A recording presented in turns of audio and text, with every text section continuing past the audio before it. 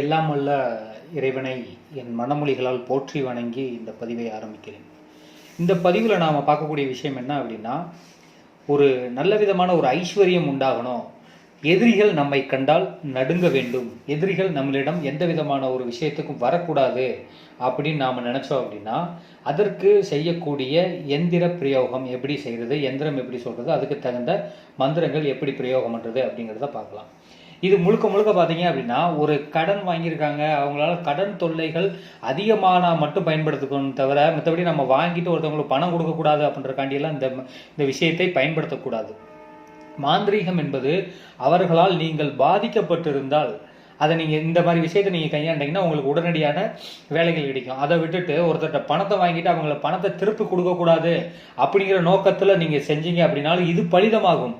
ஆனால் இதனால் வரக்கூடிய பின் விளைவுகள் அப்படிங்கிறது உங்களுக்கு தாக்கும். இப்போ எப்படின்னா, நீங்கள் வாங்கிட்டு இந்த மந்திர பிரயோகம் செஞ்சு அவங்கள உங்கள் பக்கத்துக்கு வரவிடாமல் உங்கள்கிட்ட கேட்க முடியாமல் நீங்கள் நாவடக்கி கட்டிடுறீங்க அப்படின்னா, அந்த பணம் உங்ககிட்ட தங்காத நிலைமையை திரும்ப பின்னாட்களில் உங்களுக்கு ஏற்படுத்தும். அல்லது அந்த பணத்தை வாங்கி நீங்கள் ஒரு தொழில் ஆரம்பிக்கணும், அந்த தொழில் நஷ்டத்துக்கு உண்டானது ஆகும். அப்போ நாம் அதை விட்டுட்டு நம்ம ஒரு 1 லட்சம் பணம் வாங்கியிருக்கிறோம், 1 லட்சம் பணம் ஒருத்தருக்கு நம்ம திருப்பி கொடுக்கணும். ஆனால் அவங்களுக்கு நம்ம அளவுக்கு மீறின தொகையை நம்ம அவங்களுக்கு வட்டியாகவோ அல்லது வேறு விஷயத்தில் கொடுத்துட்டோம், கொடுத்ததுக்கப்புறமும் நம்மளை நிறையா தொல்லை பண்ணுறாங்க அப்படிங்கிற மாதிரி கேட்கலாம். அல்லது நாம் வேற ஒருத்தருக்கு வாங்கி கொடுத்துட்டு அவங்க கொடுக்காம போயிட்டாங்க, அதற்கு நம்ம ஜாமீன் போட்டு மாட்டிக்கிட்டோம் அப்படிங்கிற மாதிரி விஷயத்துக்கு நீங்கள் இதை பயன்படுத்தலாமே தவிர, மற்றபடி இந்த விஷயத்தை தவறாக பயன்படுத்தக்கூடாது. இதற்கான மந்திரம் என்ன அப்படின்னா, இந்த மந்திர முறைக்கு முன்னாடி பூஜைக்கு என்ன அப்படின்னா, அந்த எந்திரத்தை ஒரு தகட்டில் வரைஞ்சி அந்த தாம்பாள தட்டில் உங்களுடைய பேர், எப்போ நீங்கள் அவங்கள்ட்ட பணம் வாங்கினீங்களோ அந்த பணத்தினுடைய தேதி, யார்கிட்ட பணம் வாங்கினீங்களோ அது, அவங்களுடைய அம்மா பேர், அவங்களுக்கு கும்புற குலதெய்வம், இதை அந்த தட்டில் எழுதிக்கோங்க. தாம்பாள தட்டில் எழுதிக்கோங்க. எழுத முடியலன்னா அந்த நம்ம பாத்திரத்தில் பேர் அடிக்கிறதுக்கு யூஸ் பண்ணுவாங்கல்ல, அந்த இதில் கொடுத்து கூட அதை நீங்கள் வரைஞ்சிக்கோங்க. வரைஞ்சிட்டு அந்த தட்டிலேயே கூட நீங்கள் எந்திரமாக வரையலாம். எந்திரமாக வரைஞ்சி அதில் விபூதியை நல்லா ஃபுல்லாக தடவி வச்சு வேறொரு எந்திரம் அதே போல் 2 எந்திரம் வரைஞ்சி, ஒரு எந்திரத்தை தட்டிலே வரைஞ்சிடுறோம், ஒரு எந்திரத்தை நாம் தனியாக வரைஞ்சி அந்த எந்திரத்தின் விபூதி கடியில் வச்சு ஒரு 1008 ஊர் சொல்லி ஒவ்வொரு நாளும் தினமும் பார்த்தீங்க அப்படின்னா காலையில் பிரம்ம முகூர்த்தத்தில் நம்ம வழிபாடு பண்ணோம். உங்கள் வீட்டு பக்கத்தில் இருக்க கோயில், அதிகாலையில் திறக்கக்கூடிய கோயிலுக்கு அந்த தட்டை நீங்கள் கொண்டு போகணும். அந்த தட்டை கொண்டு போகையில் மேலே இருக்க விபூதியை தனியாக வீட்டில் எடுத்து வச்சுட்டு அந்த தட்டில் அந்த தெய்வத்துக்கு ஒரு படையலாக ஒரு இனிப்பு செஞ்சு அதில் பல வகைகள் வச்சு ஒரு முதல் நாள் கொண்டு போகையில் மட்டும் வசனம் வச்சு கொண்டு போங்க. தொடர்ந்து ஒரு 21 நாள் இந்த மாதிரி செஞ்சீங்க அப்படின்னா, எவ்வளோ பெரிய கடனில் நீங்கள் இருந்தாலும் சரி, எவ்வளோ பெரிய பிரச்சனைகளை ஒரு நபரால் நீங்கள் பாதிக்கப்பட்டிருந்தாலும் சரி, அவங்கள கெட்ட முடியும் இந்த முறையினால.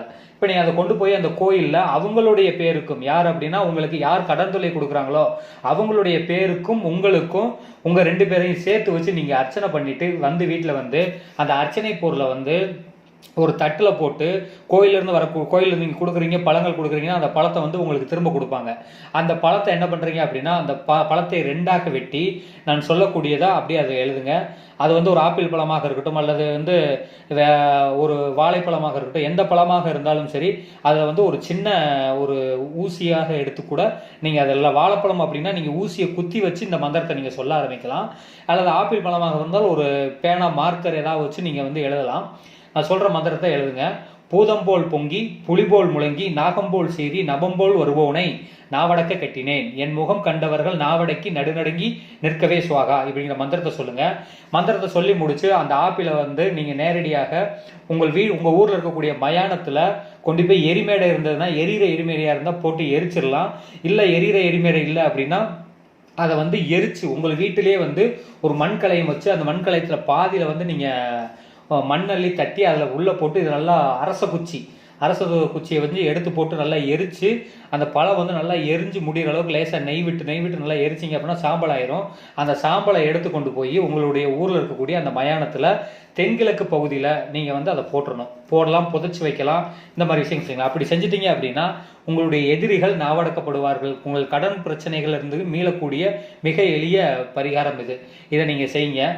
இதை செய்யல ஒன்னே என்ன அப்படின்னா, அவர்களால் நீங்கள் பாதிக்கப்பட்டால் மட்டுமே இந்த பிரயோகத்தை யூஸ் பண்ணுங்க. பாதிக்கப்படாமல் அவங்கள நீங்கள் பாதிக்கப்படாமலே இதை செய்கிறது அவ்வளவு உச்சிதமாக இருக்காது.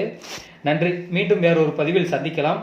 இதற்கான எந்திரத்தினுடைய வரைபடம் நம்முடைய வாட்ஸ்அப் குழுவில் பகிரப்பட்டுள்ளது. பார்த்து பயன்பெறலாம். நன்றி.